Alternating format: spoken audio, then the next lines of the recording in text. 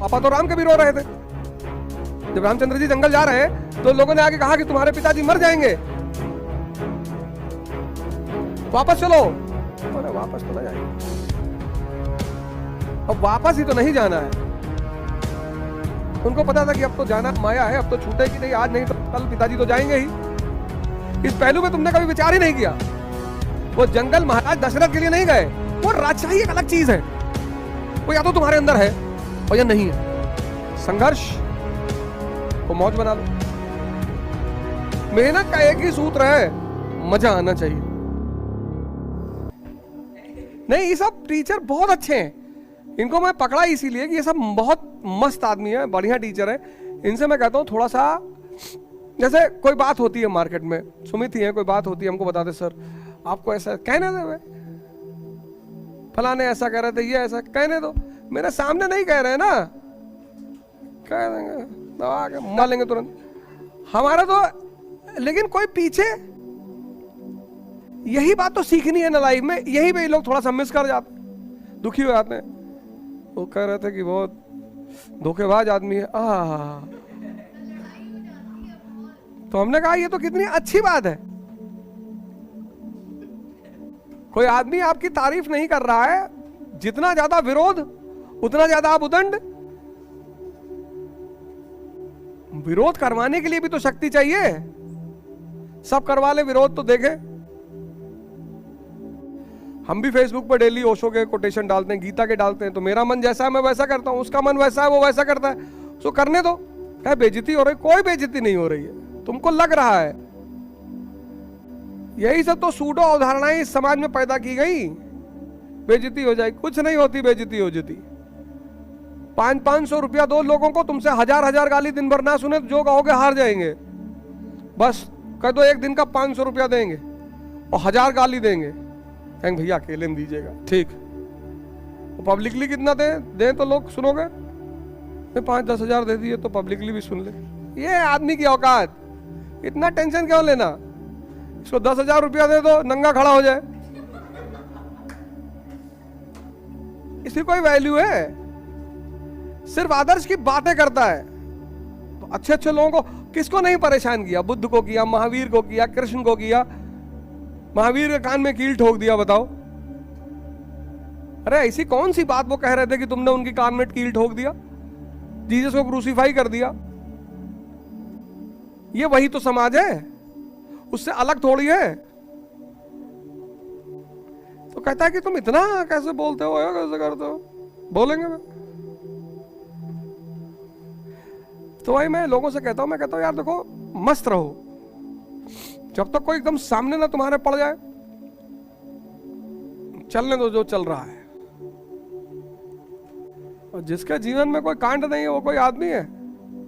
मुर्दा पड़े हुए गांव में, गमछा उमछा लपेटे आम के पेड़ के नीचे पड़ा है, साला कुत्ता आया थूक के चला गया ऊपर। उस टाइप का जीवन कोई जीवन है? गांव में कह रहे भैया हमारी जिंदगी में बहुत सुकून है। भाड़ में जाए ऐसा सुकून? सुकून लेने के लिए थोड़ी पैदा हुए, सुकून छीनने के लिए पैदा हुए। तो जब छीनेंगे तो कोई हमारा भी तो छीनेगा। कहानी तो पैरेलल चलेगी। अब इतना नाम कमाओगे, चारों तरफ चैनल में बैठोगे, तो किसी ना किसी का तो फटेगा ही।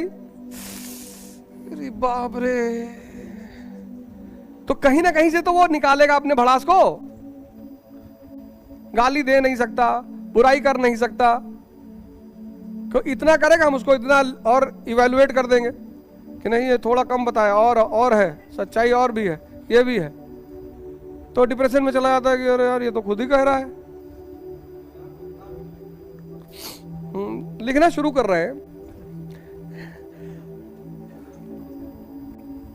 अरे तो लोग मुझसे मिलना छोड़ देंगे अगर मेरे ऊपर किताब पब्लिश हो गई तो लोग मुझसे मिलना। अरे आखिरी कोई समय नहीं, लेकिन नहीं, नहीं नहीं नहीं लिख के तो बाजार में भेजेंगे ही। देखो इस जीवन में हर आदमी, तुमने कोई अभी तक अपने जीवन में गलत नहीं किया, इसको तो तुम भूल जाओ। तुम सेंसस में पैदा हुए, मन के इशारे पे चल रहे थे, तो मन ने जो तुमसे कराया वो तुमने किया, वो कोई गलत नहीं था। लेकिन अब जागना शुरू कर दो। वही तो मैं तुमसे कहता हूं, ध्यान करना। जैसे अब अगर तुम सिगरेट पी रहे हो तो गलत कर रहे हो। तुमने 10th में पिया वो एक अलग बात थी, तुम बेहोश थे, तुम्हारे पास नहीं दिशा थी। अब अगर तुम खैनी खा रहे हो तो गलत कर रहे हो। जो अब तक किया वो गलती नहीं थी, वो बचपना था। अब जो तुम कर रहे हो जानकर वो गलत कर रहे हो कि खैनी खाने से। अब अगर तुम ये सोचते हो कि खैनी खाने से दिमाग तेज होता है तो तुम्हारा ये तैयारी करना व्यर्थ चला गया। तो हर व्यक्ति के जीवन में, हर व्यक्ति का जीवन सिद्धार्थ की तरह शुरू होता है। सिद्धार्थ मतलब वो आदमी जो अपने इंद्रियों पे जी रहा है। फिर एक समय आता है जब उसको इस बात दिखाई पड़ने लगता है कि इंद्रियां ही जीवन नहीं है, भोग ही जीवन नहीं है, और भोग अंततः भोगने पे पहुंचा देता है। तो फिर वहां से डायरेक्शन को बदलना है, यू टर्न मारना है, और फिर अपना पहले उद्धार करना है, फिर जितना संभव हो सके परिवार, समाज, राष्ट्र, इसका भी करना है। बस वही है जीवन का मूलभूत सार। तो तुम आईएएस बन के करो, डॉक्टर बन के करो, इंजीनियर बन के करो, वो तुम डिसाइड करो कि तुम क्या बनकर इस समाज को रिटर्न करना चाहते हो। हमारे घर में तो हम डिस्कशन क्लास चलाते हैं ना, हमारे बच्चे हैं सब, उनसे पढ़ने के लिए तो कहते हैं तैयार करो, बैठा कर बहस किया जाएगा, बहस करते हैं। अब उनको बड़ा मजा आने लगा है, कहते हैं यार पापा ये शानदार चीज है।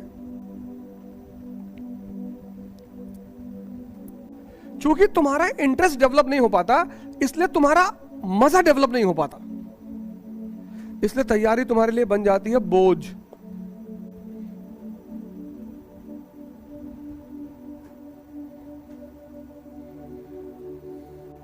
जहां आनंद नहीं है वहां कोई माई का लाल मेहनत करा ही नहीं सकता। मेहनत का एक ही सूत्र है, मजा आना चाहिए। और जो बिना मजे के मेहनत कर रहा है वो मजदूर है।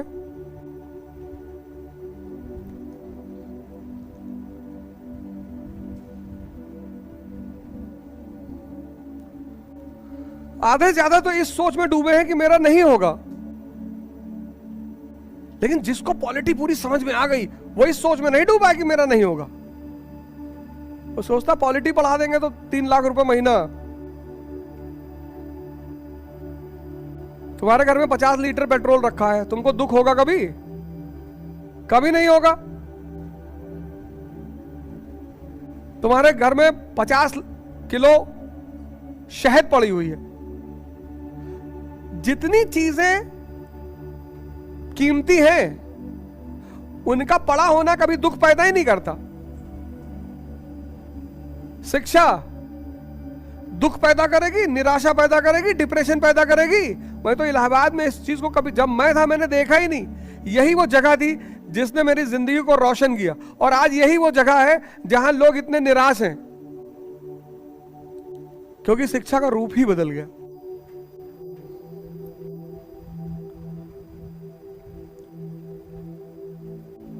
शिक्षा आनंद नहीं रह गई, शिक्षा बोझ बन गई। अच्छा, मैंने देखा कि जीवन में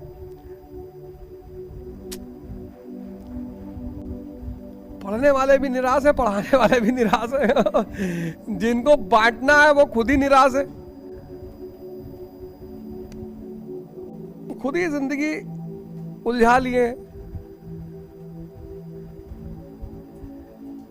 टीचर को किसी की बुराई नहीं करनी चाहिए, टीचर को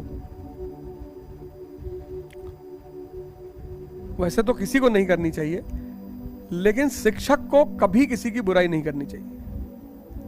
शिक्षक को कभी किसी से ईर्ष्या नहीं करनी चाहिए, नहीं करनी चाहिए।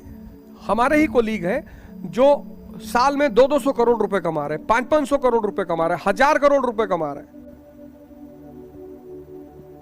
रुपए में। हम भी कुछ ना कुछ कमा रहे हैं, पर मैंने आज तक कभी किसी के बारे में कुछ नहीं कहा कि इसको ये नहीं पता, उसको वो नहीं पता। सब अपना किस्मत का खा रहे। ईर्ष्या और जलन एक ऐसी चीज है जो तुमको ही तबाह करेगी। करके देख लो,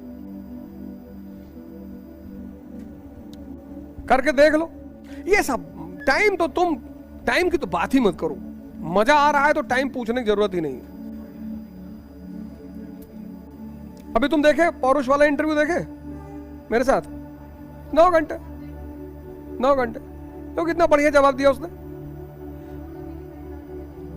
9 घंटे। फिर वहीं में मैंने एक बात और ऐड कर दी, हमने कहा तुम इसको बता नहीं रहे हो लेकिन मैं बता देता हूं कि उसके बाद तुमने पंचौरा नहीं किया। सौरभ ने पूछा ना, सौरभ शुक्ला ने, कि सर सब लोग तो बता देते हैं क्या करना चाहिए क्या नहीं करना चाहिए। मैंने कहा पंचौरा, ये जो बैठ गए फैमिली और परिवार, वो राजशाही एक अलग चीज है, वो या तो तुम्हारे अंदर है और या नहीं है। फिर पापा रो रहे होंगे, तब जाओ पापा के पास जाओ। पापा तो राम के भी रो रहे थे। जब रामचंद्र जी जंगल जा रहे हैं तो लोगों ने आके कहा कि तुम्हारे पिताजी मर जाएंगे, वापस चलो। बोले वापस तो ना जाएंगे, अब वापस ही तो नहीं जाना है। जिस बाप के लिए वो जंगल जा सकते हैं, उस बाप का जीवन बचाने के लिए वापस नहीं आ सकते? आ सकते हैं। इस पहलू में तुमने कभी विचार ही नहीं किया। वो जंगल महाराज दशरथ के लिए नहीं गए, उनको पता था कि अब तो जाना माया है, अब तो छूटेगी नहीं, आज नहीं तो कल पिताजी तो जाएंगे ही। भाई इतना कौन सी कमिटमेंट है कि बाप ने कह दिया जंगल जाना है तो बाप मर रहा है तो वापस नहीं आ सकते?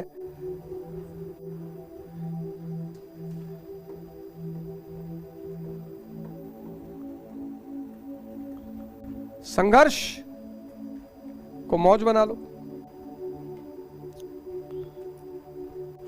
वो तुमसे हो नहीं पा रहा है, तुम्हें अलग डेफिनेशंस दे दी गई जीवन की, कि जीवन में मजा कब है? जब आप डेली शाम को बियर बार में बैठ रहे हैं तो मजा है। जीवन में मजा कब है? जब आप 50-50 हजार का कपड़ा पहन रहे हैं, जब आप 1 करोड़ की गाड़ी में बैठ रहे हैं। वो भी अच्छी बात है, वो कोई बुरा थोड़ा है, वो बुरी बात नहीं है, अच्छी है। हम कभी कभी एक्सट्रीम पे चले आते हैं। बुद्ध के पास एक राजकुमार आया, कहा मुझे मुक्ति चाहिए। बोले सारे भोग विलास छोड़ दे। छोड़ दिया, खाना पीना छोड़ दिया। 20 दिन बाद बुद्ध के शिष्य भागते हुए बोले महाराज वो भाई साहब जो आए थे बेहोश पड़े हैं। बुद्ध गए, पानी वानी डाले, गए खाना ना खिलाओ। कहा क्या हो गया? कहा आपने कहा था भोग विलास छोड़ दो, तो मैंने सब छोड़ दिया, खाना पीना छोड़ दिया। अरे बोले पागल, तो दूसरे एक्सट्रीम पे चला गया। अब यहां से अगर लखनऊ जाना है और मर्सिडीज बैठने का मौका मिल रहा है तो जाओ ना बैठ के, लेकिन लखनऊ मर्सिडीज में ही बैठ कर जाना है, यह गलत है। हमको यही करना। अब देखो कल परसों उस लड़की को तुमने मार दिया, उसकी वीडियो में देखा, मैं अस्थिर हो गया हूं। तो सर में मारा चाकू उसने, पीठ में मारा। जो दिल्ली की स्टैबिंग जो हुई है, सब अगल बगल से जा रहे हैं, एक अद्धा उठा के मारना है बस। आज भी पाषाण युग से लेकर आज तक जो चीज परमानेंट है वो यही है। अच्छा आदमी इससे डरता है अद्धे से उठाने से। तुम बस उठा लो, सामने लगा तो मारना मत पे। अब गाड़ी में मार दो गाड़ी डैमेज हो जाए, आदमी में मार दो आदमी डैमेज हो जाए। और मार इतनी खतरनाक है कि मौत से लेकर पागलपन तक हो सकता है। सर में लग गया, पागल हो गया, कोई तार वार हिल गया, पता कपड़ा उपड़ा फाड़ के घूम रहे सड़क पे। गीता पढ़ लो, दिन में एक बार कुरान पढ़ लो, जो तुम्हारी किताब है वो पढ़ लो। मैं ये थोड़ी कह रहा हूं सब गीता पढ़ो। एक श्लोक कोई सुबह उठा लो, एक बस, हाँ एक ही, उसी श्लोक पर दिन भर मनन करो। जब दिमाग खाली हो जाए उसी पे लौट आओ। बगल में कंपनी गार्डन है, चले आओ, 15-20 राउंड मार आओ। वहां सुबह चना वना इतना बढ़िया मिलता है, हैं? नाश्ते के लिए तो वो जगह बहुत फेमस है। 3-4 पैकेट ले लो, वही गमछा वमछा बिठा खा रहे हैं, खा लिए चना वना आराम से। शक्ति होगी, उत्साह अपने आप होगा। सबसे क्लियर सिद्धांत है, उत्साह कहीं ढूंढने नहीं जाना है। गैंडे को कोई वीडियो दिखाओ जिसमें शेर ने गैंडे पे हमला किया हो, औकात नहीं इनकी हमला करने की। एक वीडियो दिखाओ जब शेर ने गैंडे पे हमला किया हो, इनकी औकात नहीं है। इतनी ताकत है शरीर में, सिर्फ गैंडा घूम जाता है चारों पर धरा, ये निकल लेते हैं धीरे से, गिरा मार डालेगा ही। उत्साह का स्रोत सिर्फ एक है, शक्ति। बाकी ना मोटिवेशन है, ना किसी को सुनना है। और जितनी शक्ति बढ़ती चली जाएगी अंदर तुम्हारे मन में, शरीर में, उतना तुम्हारा उत्साह बढ़ता चला जाएगा। बाकी कोई रास्ता ही नहीं उत्साह का, है ही नहीं। जितनी तुम्हारे अंदर शक्ति बढ़ती चली जाएगी शरीर में और मन में, उतना तुम्हारा उत्साह बढ़ता चला जाएगा।